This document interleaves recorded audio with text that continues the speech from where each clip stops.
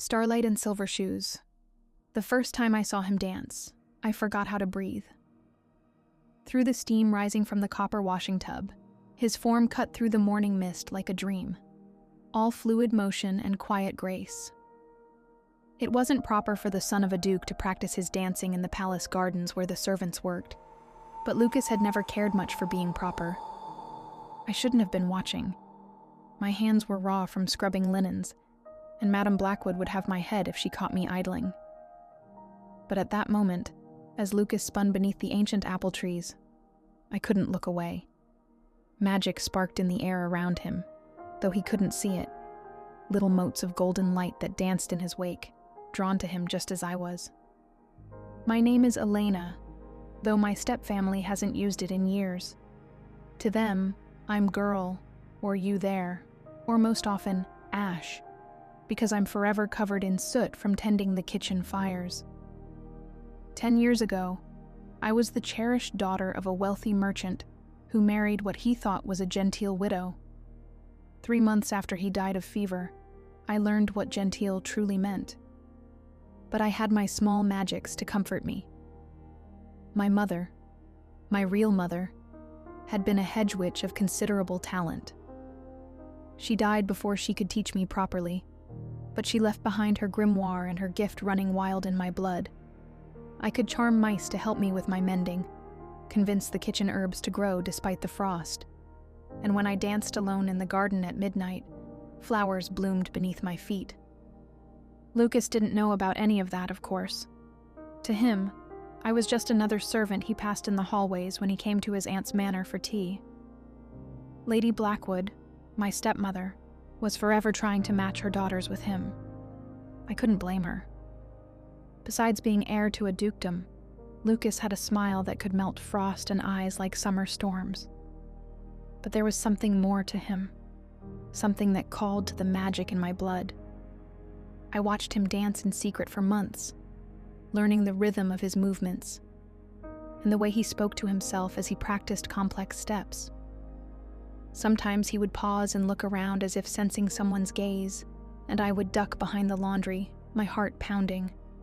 Once, I could have sworn he smiled directly at my hiding spot, but that had to be my imagination. Everything changed the night of the Starlight Ball. It was a grand masquerade held once every 7 years when the moon was full for 3 nights running. Every noble family in the kingdom attended, and the magic in the air was thick enough to taste. "You'll need to press all the gowns again," Madame Blackwood informed me that morning. "And mind you don't burn them this time." She didn't need to remind me of my punishment for that past transgression. The scars on my palms remembered well enough. What she didn't know was that I had burned the gown deliberately, after seeing the way she had struck Ruby for speaking out of turn. My magic had reacted instinctively, protecting the only way it could. I worked through the day without rest, preparing my stepsisters for the ball. Their dresses were masterpieces of silk and silver thread, their masks adorned with peacock feathers and moonstones. As I pinned up their hair, they chattered about Lucas. "He has to choose a bride soon," Daphne said, preening before the mirror. "Father says the old duke is insisting on it." "He'll choose me," Ruby declared, though there was a tremor in her voice.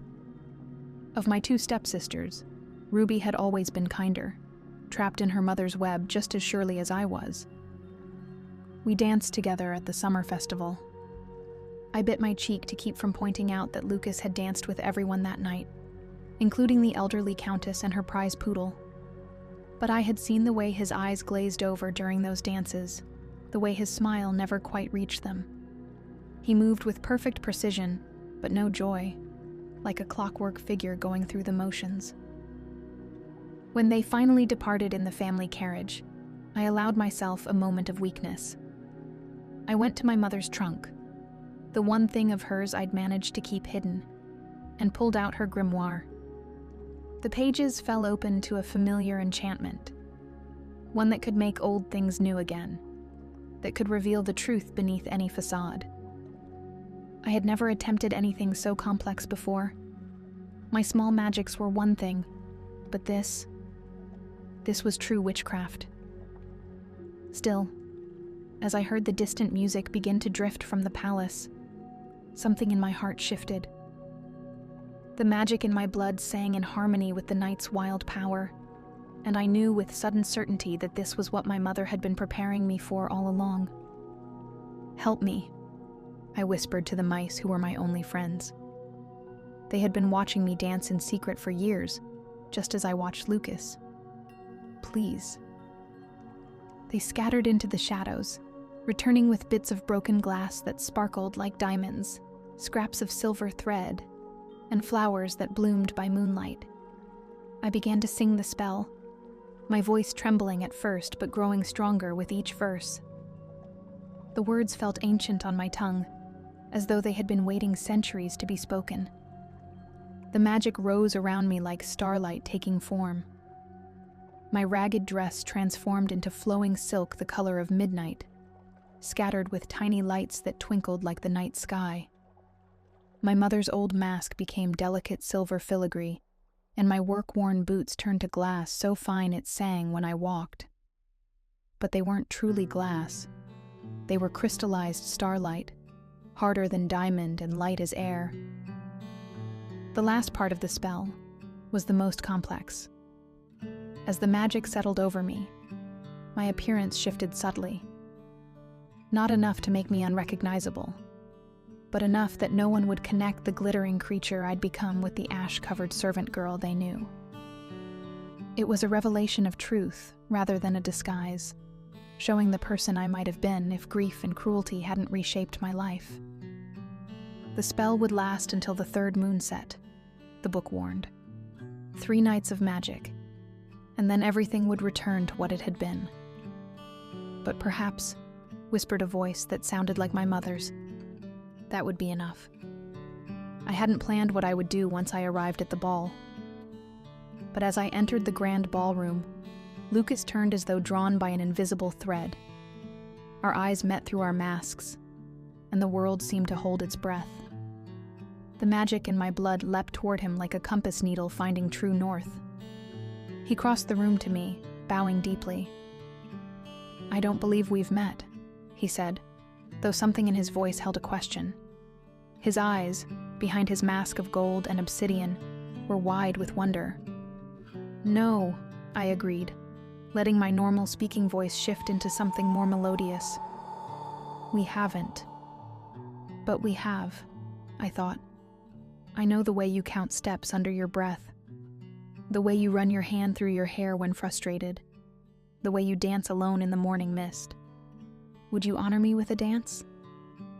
I placed my hand in his, and the orchestra began to play. We moved together as though we'd been practicing all our lives. Perhaps we had. All those mornings I'd watched him dance in the garden had taught me his rhythms, the way he liked to move. But this was different from his practiced court dances. This was pure joy, wild and free as the magic that swirled around us. "You dance beautifully," he murmured as we spun beneath the enchanted ceiling, where illusory stars wheeled overhead. "As though you've learned from watching the wind itself." "I had a good teacher," I replied without thinking. His steps faltered for just a moment. "Did you?" I quickly changed the subject, asking him about his family's lands. He spoke of his father's estates, but there was something troubled in his voice. "You don't sound eager to inherit," I observed. Lucas was quiet for several turns about the floor. "I love our lands," he said finally. "But I don't love what's expected of me. My father wants me to marry for political advantage, to rule exactly as he has ruled. Sometimes I feel like a character in a play, speaking lines written for someone else." He paused, then added softly, "Except when I dance, or when I'm with you." The honesty in his voice made my heart ache. "I know what that's like," I said softly. "To live a life others have chosen for you." He drew me closer, one hand warm against my waist, and we danced in silence for a while. When the song ended, he didn't let go of my hand. "Walk with me in the garden?" The night air was sweet with jasmine, and magic hung heavy as dew. We talked for hours about everything and nothing, books we'd read, places we dreamed of seeing, the way the stars looked on clear nights. He never asked my name or family connections, and I never offered them. Instead, we spoke of deeper things, hopes and fears, dreams and disappointments. With each word, the connection between us grew stronger. "There's something about you," he said at one point, his fingers brushing my cheek. "Something that feels like coming home." As moonset approached, I reluctantly pulled away. "I have to go." "Wait," he called after me. "Will you come tomorrow night?" I hesitated, then nodded. "Yes." The second night, we danced until our feet should have ached, but the starlight shoes kept me floating. When we needed rest, we escaped to the palace library where Lucas showed me his favorite volumes of poetry. He read aloud to me, his voice making the words come alive, and I taught him the old folk songs my mother used to sing. "There's something familiar about you," he said at one point, studying my face through my mask. "As though I've known you before. Sometimes when I practice my dancing in the morning, I feel someone watching, someone who understands."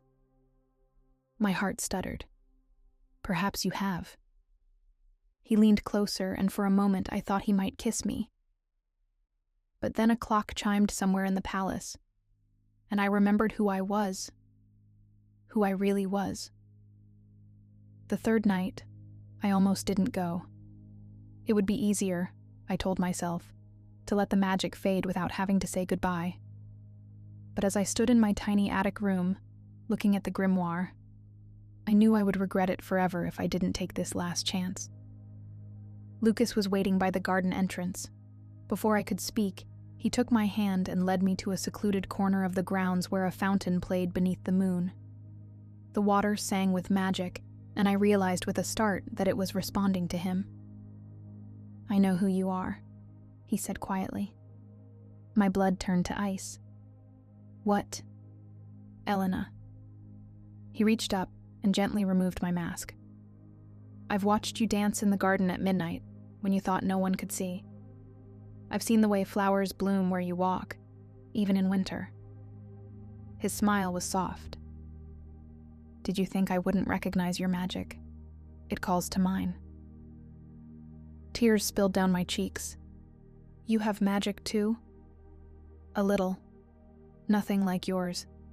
Just enough to feel it in others, to know when something extraordinary is near." He brushed away my tears with his thumb. "I've been falling in love with you for months, watching you from windows and finding excuses to visit my aunt. The way you move, the way you care for others even when they hurt you, the strength that shines through no matter how they try to dim it. But I didn't know how to bridge the gap between us until you did it first." "I'm just a servant," I whispered, "and a witch. You're the only person who's ever seen me as myself, not just my title." He pressed his forehead to mine. "And I don't care if you're a witch or a washerwoman or a queen. I love you. Your magic calls to mine just as your heart calls to my heart." The clock began to strike midnight. I felt the magic beginning to unravel, my glamoured gown shifting back to rags. But Lucas held me tighter. "Stay," he whispered against my lips. "Stay with me." And when he kissed me, new magic bloomed between us, not my mother's spells or the ambient power of the starlight ball, but something entirely our own. Where our feet touched the ground, starflowers sprouted and bloomed, their light reflecting off my crystallized starlight shoes, which alone remained unchanged. The scandal rocked the kingdom, a duke's heir marrying a servant girl who practiced hedge magic. But Lucas's father, after meeting me and seeing how his son lit up in my presence, proved more understanding than anyone expected. "There's old magic in our bloodline too," he confided. "I always wondered when it would wake again." My step-family was less pleased, but with Lucas's support, I was finally able to claim my inheritance as my father's daughter. Madame Blackwood and her daughters found themselves having to work for a living for the first time in their lives, though I made sure Ruby was provided for. She lives in a cottage on our lands now, growing herbs and slowly learning to smile again. We were married in the garden where we had first watched each other dance.